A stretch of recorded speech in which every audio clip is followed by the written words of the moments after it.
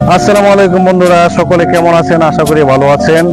আজকে আমরা চলে আসলাম, মূলত এটা শীতকালীন সময়, তাই জায়গায় জায়গায় সরিষা ক্ষেত হয়ে রয়েছে। আমরা সেই সরিষা ক্ষেতে চলে আসলাম।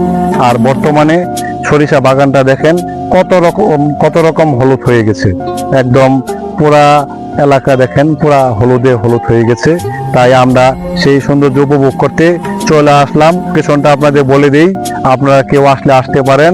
লোকেশনটা হচ্ছে কালীর বাজার, ব্রহ্মপুত্র নদীর তীরে অবস্থিত এই সরিষা বাগানগুলো।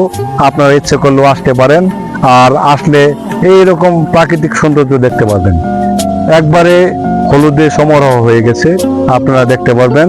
তাই আপনারা দেরি না করে, এখনো সময় আছে, চলে আসেন, তাহলে এই সৌন্দর্যটা উপভোগ করতে পারেন। সকলে ভালো থাকবেন, সুস্থ থাকবেন। আসসালামু আলাইকুম।